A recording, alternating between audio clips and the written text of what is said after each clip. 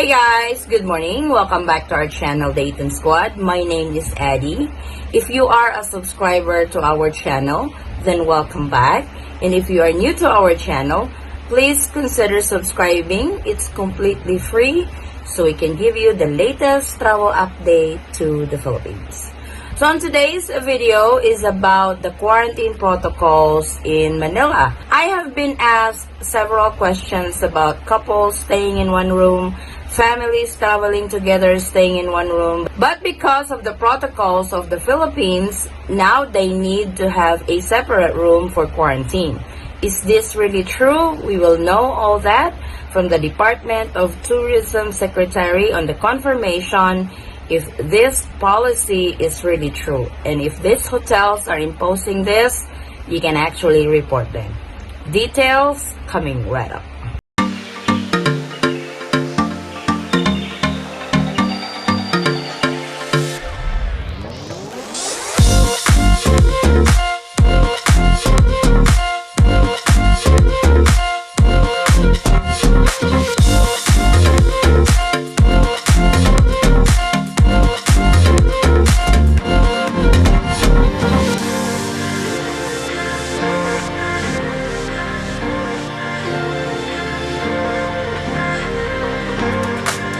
So like I mentioned, I get a lot of questions like, hey, we are a couple traveling to the Philippines, can we stay in one room? Hey, me and my sibling are traveling to the Philippines, can we stay in one room? Because there's these policies of hotels that they implement one person per room. So the video that I am going to show you guys, this will confirm that that is not true. This is confirmed by the Department of Tourism Secretary that families traveling together, couples traveling together, families came from one house, flew the same airline, got to the Philippines together, they can stay in one room because it's expensive. Can you imagine that you have to pay 2 rooms or 2 rates per day because this is what they implement? And you can also tell from her interview that these hotels are just making money out of the travelers to the Philippines. So you can actually report this hotel if they implement. Because the DOT secretary said they should be in one room because of the expense that they are going to incur. So let's all listen to this interview. And I hope this confirmation will stop the hotels from doing what they are implementing, one person, one room. So let's check it out. Is there a way, for example, to standardize quarantining? I'll give you an example, Secretary. Mag-ina, galing na sa States, parehong, they live in one house. Tapos yan, they rode the same plane. They were on the same flight. Would you believe pagdating sa Pilipinas, the hotel will insist on 2 separate rooms or they need a suite? One room lang yan dapat. One room lang yan dapat. In fact, you see nga, mga mag-asawa, one room. Mali yan. Minsan pa nga, couple and then anak in one room. Because it's expensive. Absolutely. Thank you. Please tell me what hotel pagsasabihan namin. Because alam nila yan. Okay. And Alam dapat ba ma-insist? For example, you have hotels insisting that you need to get, let's say, a bigger suite. So it has 2 rooms or 2 bathrooms. I've heard it recently from a friend who came back from the US and they ended up spending 250,000 pesos Nako. in quarantine. No. As long as, diba, same ano naman, household naman yun eh. Pwede naman. Sometimes nga yung mga, of course, we have so many quarantine hotels. Sometimes we don't, it's good that people even in social media or friends tell me about it para nahuhuli namin. Yes. So Pero dapat pag magkapamilya kayo, hypothetically lang to, no? Pwede naman. Vaccinate na kayo sa States, nanay ka, 2 anak mo. Dapat ba you can fit in one room with one bathroom? Pwede kasi one naman kayo eh. Oo eh. When we did all those protocols before, that was ECQ. So nung ECQ pa, maraming mga do's and don'ts ang DOH that time kasi it was ECQ. But now it's GCQ naman eh, 'di ba? And then we have to adjust. In fact, even we also adjusted pag MGCQ. Meron kasi dapat may certain number yung kwarto. Na-adjust na yon na pwede nga isang barkada, you're traveling alone, you're in a bubble, you can stay in one room.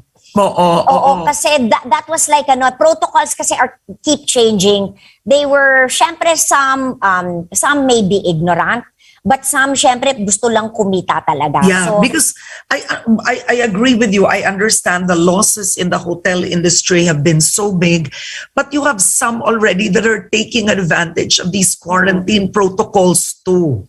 Okay. Especially nga quarantine ngayon, it's either 7 or 10 days. So, okay na Correct. sila yon, yes. And there you go. The hotels, she said the hotels knows the rule that families traveling together, rode on the same airplane, they can stay in one room. The hotels knew it. And I don't understand why hotels are implementing such thing.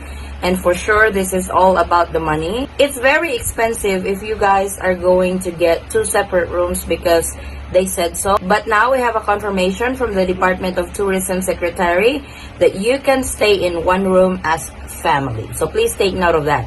And if these hotels that you guys are staying is really insisting that you guys have to take 2 rooms because that's the policy, please report them at the Department of Tourism. I will leave the link in the description box, their contact information of the Department of Tourism, so you can report it if the hotel enforced 2 separate rooms if you're a couple, family traveling together. Because like she said, you should be staying in one room.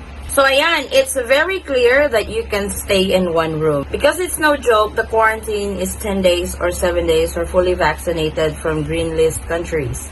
And that is very expensive. And this hotel implementing separate rooms for couples, families traveling together is just ridiculous. So now we have a confirmation that this is not implemented. Before, yes, during the enhanced community quarantine, during the stricter quarantine, but NCR now is under general community quarantine, and those rules changes as well. So hotels cannot impose that anymore because they are not on the more stricter community quarantine classification. So please, travelers, if you are traveling to the Philippines, you are scheduled to travel to the Philippines, and the hotel really insists that you guys need to stay in separate room, that's a no-no. Make sure to report that hotel because they cannot impose that anymore. Families traveling together, couples traveling together, they can stay in one room. It's funny because I actually made a video on hotels that accepts couples, families staying in one room together and all that. But watching this interview from the Department of Tourism Secretary and confirm it that you guys can really stay in one room makes me so mad because these hotels are just really taking advantage of the situation, and they really think people coming from abroad are just wasting money here in the Philippines or they can just afford it. But the fact is they don't. That's their hard-earned money, and them be able to come home to the Philippines is a treat. Seeing their family for such a long time, they have saved their money and now they have to spend it for quarantine and swab testing. So I hope these hotels will also, I know that they have lost a lot of money because of the pandemic here in the Philippines, but this is not a reason for them to take advantage of the situation to make more money from their fellow men. So this is our quick update for today, guys. Thank you so much for watching. If you find this video helpful, please give it a thumbs up and share it with your friends and family whom you know that can use this video as reference. If you are new to our channel, welcome. We do travel updates. And if you are not a subscriber yet, please consider subscribing and don't forget to hit that notification bell so you will be notified on updates like this. And to our subscribers and new subscribers, thank you so much for the continued support and trust to our channel, The Eaton Squad. I hope to see you guys in our next travel update. Stay safe, stay healthy, and God bless everyone. Bye.